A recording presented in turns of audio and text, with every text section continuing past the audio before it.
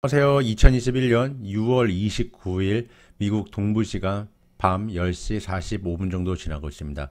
최근에 미국 증시가 계속 상승을 하고 있어요. 그래가지고 이 고점이 얼마나 지속될 건지, 그리고 많은 투자자들이 TQQQ 그리고 FNG를 투자하고 있을 것 같고요. 저도 그 중에 하나고요. 그래가지고 관련해가지고 살짝 뭐 살펴보려 그래요. 그래서 오늘 주제는 FNG요. 제가 좀 비중을 많이 실어서 지금 진입한 지 좀 된 것 같아요. 첫 번째 살펴볼 거는 골드만삭스에서 자사주 매입 관련해가지고 자료를 하나 공개를 했어요. 그래서 그거 한번 살펴보고, 그리고 달러 행방이 어떻게 될까. 사실 환율 같은 경우는 아무도 알 수가 없죠. 뭐 환 트레이딩 하시는 분들이 가장 거의 뭐 기술적 분석에서 달인이 아닐까 생각을 하고 있습니다.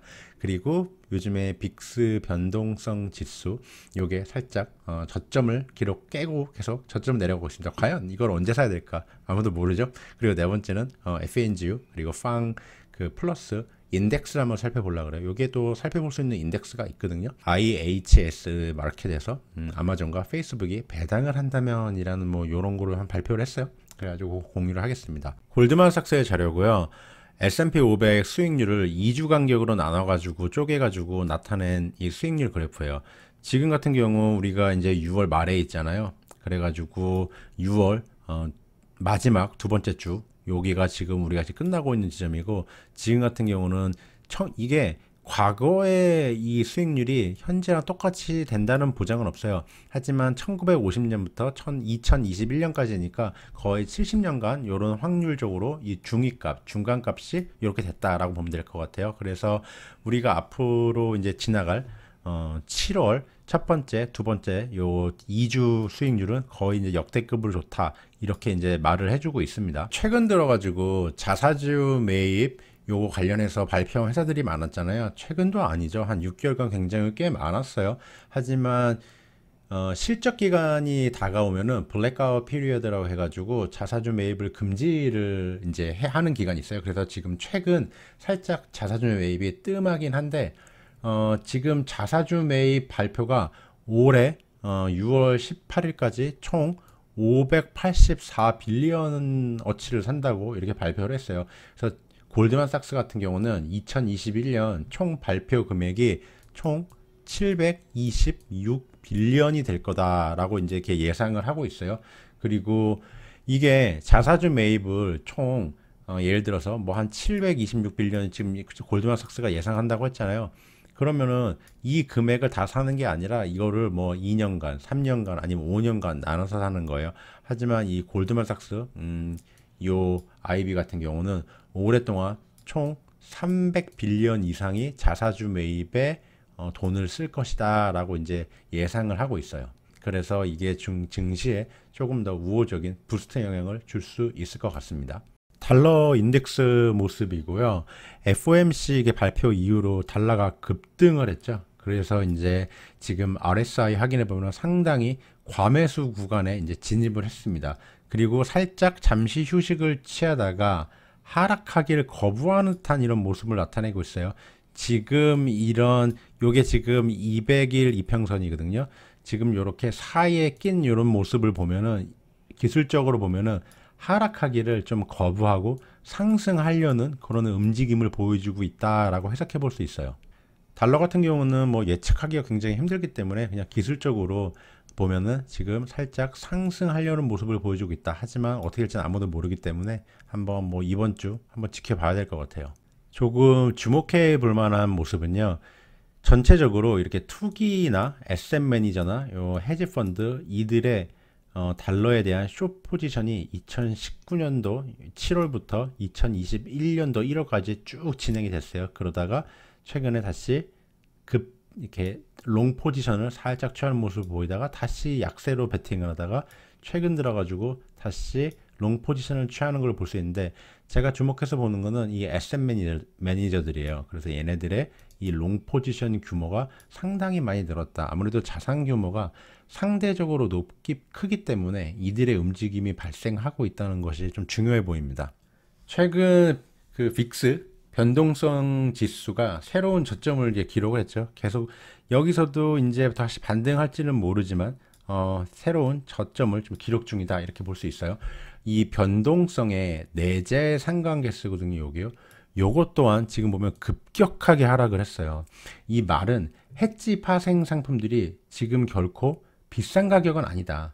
이게 어떻게 보면은 이 빅스를 해지로 사용할 수도 있지만 뭐 다른 사람들은 이거를 지금 기회라고 볼 수도 있겠죠. 그래서 누군가에게는 매수의 기회가 되고 다른 누군가에게는 이게 지금 하락을 하고 있으니까 더 하락하지 않을까 하고 이 매도에게 요 빅스 같은 경우도 공매도 숏셀링이 가능하거든요. 그래가지고 다른 누군가에게는 이게 상승할 거라 빅스 콜옵션을 사던가 아니면 빅스 이렇게 하락한다고 풋옵션을 사던가 매도와 매수의 기회가 나눠지는 거라고 보면 될 것 같아요. 중요한 게 빅스가 이제 많이 내려왔으니까 예전처럼 다시 상승하겠지? 라고 생각할 수도 있겠지만 이게 더 저점을 기록한 다음에 더 신저점을 기록한 다음에 위로 상승할지 그건 아무도 몰라요. 팡 플러스 인덱스인데요. 그림 그리기 채널에서 제가 이제 포지션 이제 오픈하면서 공유를 했고 다 저의 지금 최대의 관심은 이것이 과연 브레이크아웃을 할까 안 할까 이게 좀 이제 궁금해요. 어떻게 보면 단기적으로 보면은 지금 살짝 과매수 구간이거든요. 요거 같은 경우는 RSI예요. 그래서 매수 상대 강도라고 보는데요. 요 정도 RSI면 거의 진짜 뭐 작년 9월달 이후로 처음 보는 구간이에요. 그래가지고 오랜만에 보는 구간인데 이게 계속 유지를 하면서 여기 과매수 구간에서 이렇게 유지를 하면서 이게 브레이크아웃하고 이 저항선 이 채널에서 지금까지 2021년 2월부터 계속 이렇게 박스권에서 움직였잖아요. 그렇기 때문에 이게 한번 뚫고 나온다면 계속 추가 상승 모멘텀이 있을 수도 있다라고 생각을 하고 있어요. 캔들 모습을 살짝 살펴보면요. 이게 행잉맨 캔들이거든요. 보통의 경우 요렇게 살짝 여기가 봉이 요렇게 있고 요렇게 된 캔들을요 추세 반전의 캔들이라고 하거든요.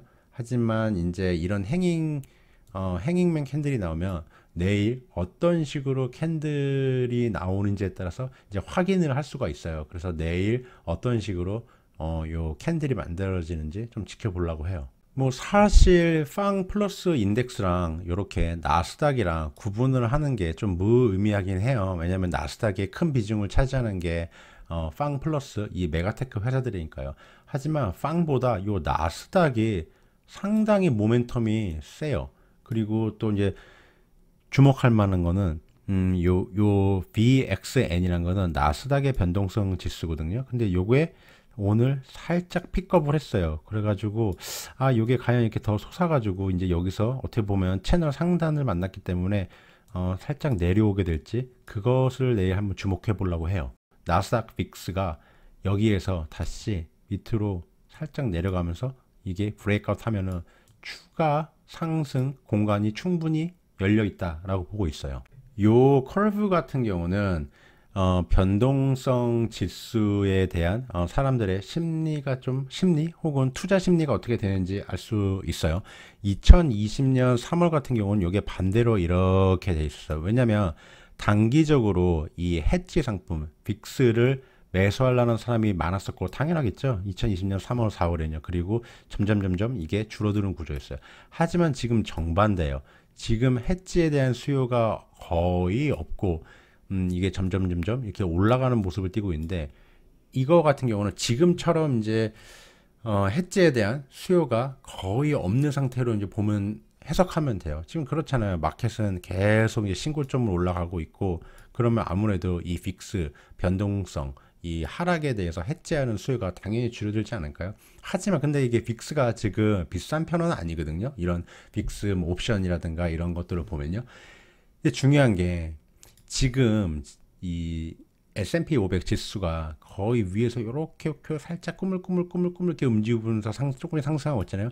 이 정도 이 변동성 폭이면은 상당히 변동성이 거의 없는 거거든요. 그러면은 이 변동성 지수 상품 뭐 유빅스라든가 이런 걸 사게 되면은 이렇게 변동성이 없는 장세에서는 이 빅스 상품들은 거의 이제 세타의 뜨거운 맛을 보게 되거든요. 이 상품은 변동성이 많이 발생해야 많이 뭐 하락하던 상승하던 근데 보통 하락이라고 보죠.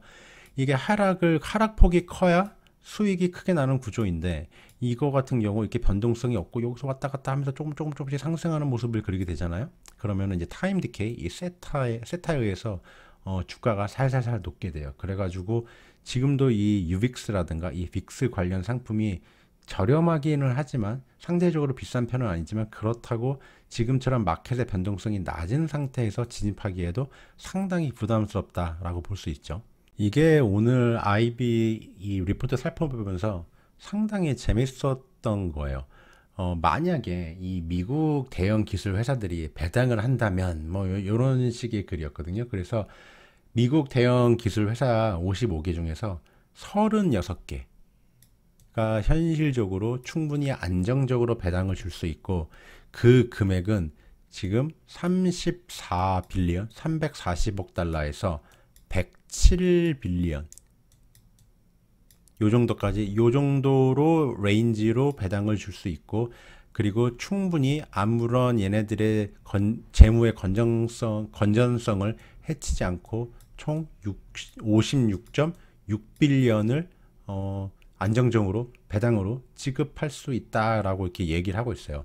만약에 이 회사들이 지금 뭐 보면은 아마존, 알파벳, 그리고 페이스북, 페이팔 뭐 요런 애들이 이렇게 배당을 지급하면은 S&P의 이 디비던 페이아웃이 최소 5.4%에서 19.1%까지 추가 상승할 수 있다고 보고 있어요. 그래서 이게 사실 아마존이나 이 구글, 페이스북이 배당을 지급할지도 몰라라는 이런 뭐 희망회를 돌리는 게 아니라 이 정도로 지금 몇 개라 그랬죠? 이 총 36개 이 미국의 이 대형 기술 회사들은 배당을 줘도 이렇게 페이아웃 레이시오가 뭐 50도 안 되고 뭐 요 페이팔 같은 경우는 특히 페이스북 재무 튼튼하잖아요. 그러니까 주가 상승 요즘 최근에 컸죠. 그러다 보니까 돈도 잘 벌고 이렇게 배당을 거의 약 1%의 배당을 지급하더라도 이 페이아웃 레이시오가 27밖에 안 된다. 그래서 이거를 저는 어떻게 해석을 했냐면